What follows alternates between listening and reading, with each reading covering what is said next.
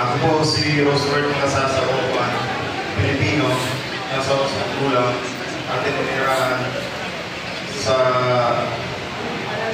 Taguig City. Matapos na mga panumpaan na ayon sa patak, ay papahayag at nagsasalisay ng mga sumusunod. Personal na impormasyon at pinagmulan ng trabaho. Ako ay dating enlisted personnel ng Philippine Marine Corps. Pagkatapos ng aking paglilingkod sa militar, pumasok ako sa pribadong sektor bilang security professional. Ako ay naging dating empleyado ni Ginoong Sandy Esco, nakilala rin sa tawag na Boss ESC o Boss Saldi.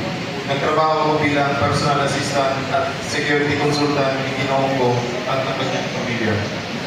Ang aming panunungkulan ni Ginoong ko ay nagsimula noong December 4, 2023 hanggang December 2025.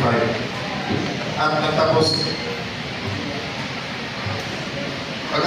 ng kontrata ng marami sa aming mga kasamahan, bagamat ang ilan ay natapos noong Disyembre 2025, ako ay kabilang sa 18 dating empleyado na lumunta sa pinagsamang sinampakang salaysay noong Pebrero 23, 2026. Kasama ko sa hanay ang iba pang dating enlisted personnel ng Philippine Marine Corps at magkakasama kaming nagsilbi sa ilalim ng security organization ni Ginoong ko. Bilang bahagi ng aming natungkulin, kami ay inutusan na mag-escort sa mga trusted executive assistant ni Ginoong ko tuwing sila ay magdi-deliver ng pera. Ang mga executive assistant na madalas naming samahan ay sina John Paul Estrada, Mark Tigsay, Joseph Anok, at Kirby Paharilyan. Sa loob ng aming grupo, ang operasyon ng paghahatid ng pera ay tinatawag namin basura at may katunayan po kami dito. May screenshot po kami ng message po na talagang basura po ang tawag namin sa pera. Later on siguro ipakita namin sa example po ng yung nasamahan pong example po nung nasamahan pong delivery kasama po si Pat Orly Gutesa po, yung unang lumabas sa amin is noong December 2023. Nag-deliver po kami ng 52 na maleta po, halo-halo po yun sa 42 Magili Road, bahay po ni dating speaker. Kasama ko rin po doon sila Bernard Gumban, Romel Galapon, Cecilio Laroder at si Top Day Voluntate po.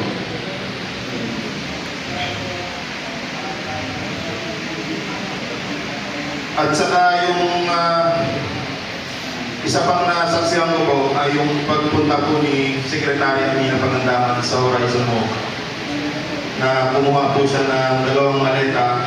Inutusan po kami ni John Paul Estrada po, kami dalawa po ni Sarge Tube. Pinaba po namin galing sa 56th floor papunta ang basement 2 or 3 po yun. Then kinarga po namin sa sasakyan ni Secretary Amina Pangandaman yung 2 small or medium size na maleta po. At saka kasama rin po ako sa lakad po ng investigator po ng ICC po nung unang pumunta sila dito noong December 2023. Yun lang po. Maraming salamat po.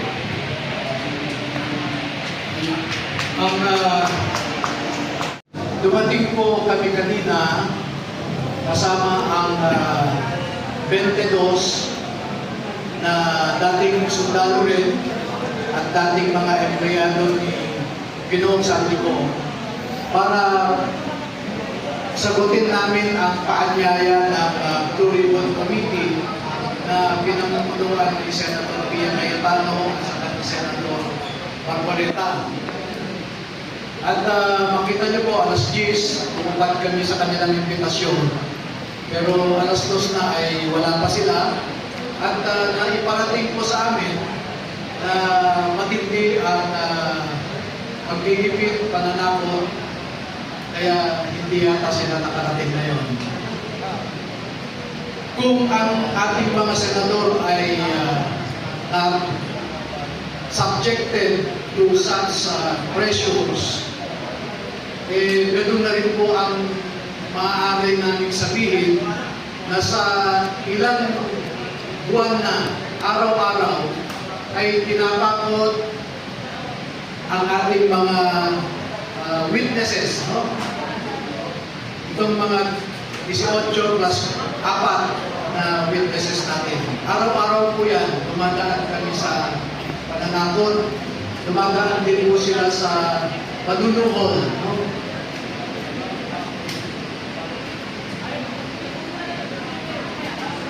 Siguro sa hapon na ito ay hihingi ako ng ilan sa kanila na babasahin ang kanilang initial na affidavit. Dahil kung maalala po ninyo, noong June 4, ay hiningi ni Senator Marcoleta na mag-execute ng individual na affidavit. At ilang gabi na po akong napupuyan, iniisa-isa ko sila. At sa katotohanan, kaninang umaga lang ako natapos na mag-print dito sa initial nila na affidavit. Hindi ko pa po sali sa kanilang affidavit yung mga picture, no, na ibinahagi nila sa akin. So, kung pwede po ba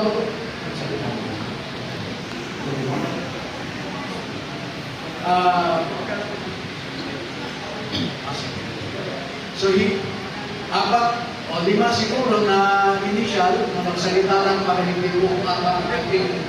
Attorney Neville, paglaro mo na yung bagong 4 na sumama sa grupo.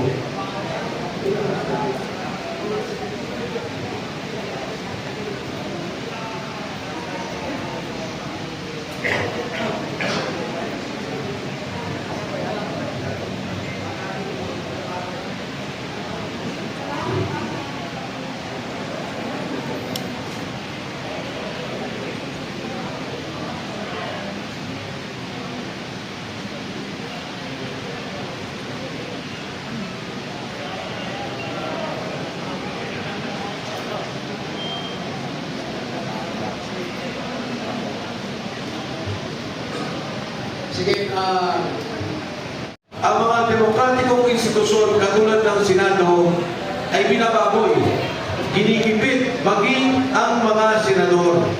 Yun lang kung pagpunta nila dito ay marami ng mga pananakot na naganap. Maraming pagigipit, kaya marami iniiwan natin sa kanila yan na pag-usapan at tingnan kung ano ang kanilang gagawin bilang grupo. Bagkus, hindi mo dapat mahinto ang paglabas ng katotohanan. Wala naman tayong ibang gusto kung hindi sabihin talaga kung ano ba yung usapin ng pera, kung ano ba yung usapin ng pondo, delivery ng baleta. Kung naalala nyo, halos mag-iisang taon na, etong July, magkakaroon ulit ng SONA. Ang sabi, imbestigahan, alamin. Ang eksaktong salita, maya naman kayo.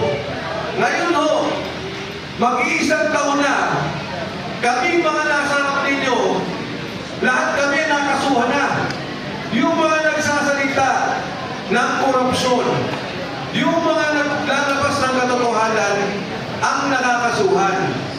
Doon sa flood control scandal, ang meron ng kaso siguro 6 sa mga kilalang tao. 3 doon, meron pang kasama pa bilang witness o state witness ng estado. Hindi na pwedeng kasuhan. Wala nang pondong pwedeng kunin sa kanila at mabalik sa kaban ng bayan. Ito ang galit ng taong bayan. Ito ang galit ng Pilipino. Yung katotohanan, patuloy na ayaw palabasin.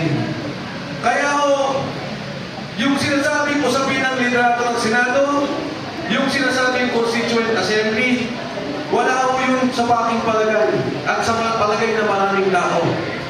Ang talagang problema yung Blue Ribbon Committee. Ang talagang problema kung saan tutungo yung flood control scandal. Kaya po sa pagkakataon to, nais ko lang kilalanin, Atty. Harold Chris Piso, halika dito. Sumama ka sa atin. Kasama po natin ito sa lahat ng labanan. Kaya po sa pagkakataon to, magmula sa 18, may dadagdag dapat na 14. Pero ngayon po, katulad na nabanggit ko, nagkaroon ng konting kaguluhan.